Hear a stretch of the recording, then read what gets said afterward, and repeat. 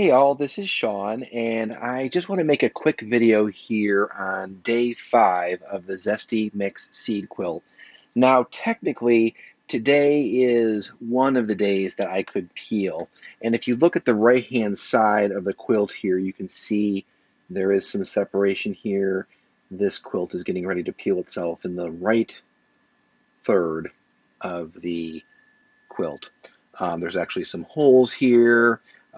It's getting ready to peel. In fact, on the left-hand side here, you can see there's actually a critter growing up through one of the holes. However, you'll notice on the left-hand side where I had a little bit of a low spot, and these guys actually got a little bit more water than these guys over here. So this section over here actually did end up getting a little bit more water because of my risers, and I added more water, and that was unintentional, but it's a good illustration of how you can have a perfect quilt over here on the left. So perfect that, like I said, we're actually getting not just incredible ballooning, but we're also getting separation of the bottom and the top.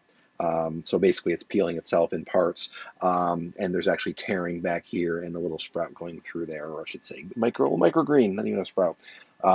So yeah, so we do have a section over here that could probably wait another day. So what I'm going to do is I'm not going to peel today, even though I suspect that this side is probably going to peel itself overnight. No big deal. The Zesty Mix has a peel cover in 5 to 6 days. So today's day 5, tomorrow is day 6. Not a big deal. Again, if this looks a little different, I'm not sure if you've watched some of my previous videos of this Zesty Mix, but I do have 20 millimeter risers underneath. You can see them here. They're just 20 millimeters, and they just kind of hold up the quilt so I can take pictures from an angle. Unfortunately, because of how fast the roots grow in the Hamama system, I have to make sure that I put that underneath the quilt in the beginning. Otherwise, it's just a mess when you try to put them in afterwards. So I put the risers in on day 1 after soak, and then that way they're ready to go when I'm ready to do my time lapse. But if I were to peel this now, this section over here, which I can still see there's growth. I mean, there's definitely some growth over here. Um, but I want to give this an extra day. I can. Again, I've got an extra day because it does say 5 to 6 days, and today's day 5, and tomorrow's day 6. Worst case scenario, this side of the quilt peels itself overnight, and this side gets to be similar to this side by tomorrow, and then I just peel it off, and it'll be a nice even peel, and you guys will be really enjoying the fact that I'm just going to be able to pull this and pull it right off. I can see underneath here that there are yellow microgreens, and that's normal because this has actually been in the basement for 4 or 5 days straight. So there's not a lot of light. But as soon as I peel that top, this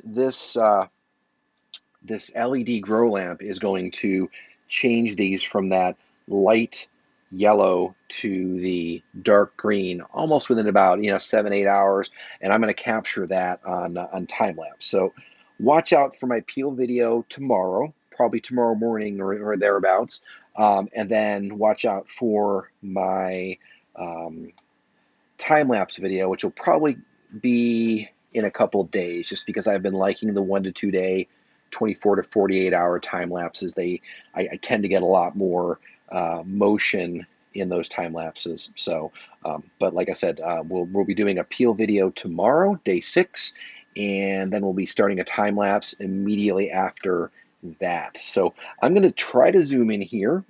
Let's see if I can kind of rotate this. Ooh, thumb in the mix. Trying to move this over here, get my owl into the frame. It's not about getting the owl into the frame, but you get it. I'm going to zoom in here so you can see how happy these greens are.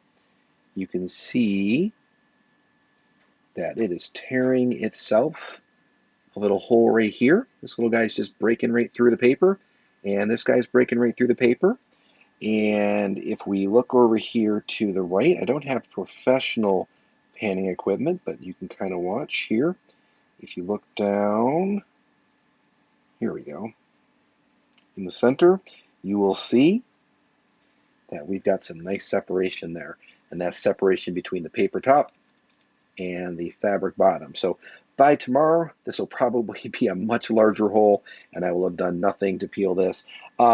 This type of growth, by the way, if you want to get that type of growth where it just peels itself, the secret to that is to water the quilts really well, get that initial burst of water, and then make sure you get proper drainage. This is another good illustration of what happens when you have proper drainage versus slightly improper drainage. This actually isn't that bad, but it's probably 50% of what I'd like to see. And you can see comparison, right versus left, front versus back, right? So clearly this section is doing the best. Why? Because it got a lot of water in the beginning and then drained properly. This top is almost completely dry right now.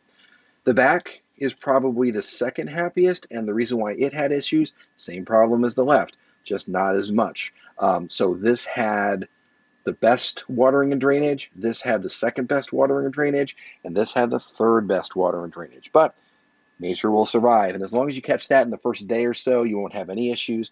This guy will probably be just as puffy as this guy here on the right. So 6-minute video coming up on 7 minutes. Again, thanks for watching. This is obviously being posted over on the YouTube channel, but I'm going to be sharing this link over on the Facebook group Hamama Friends. So if you want to see more of these videos or talk about Hamama products, the Hamama Friends group over on Facebook is awesome, and I'd love to see you over there. So again, Sean, and please leave any questions, comments, concerns, suggestions in the comments below or over on the Facebook group Hamama Friends. Have a great day.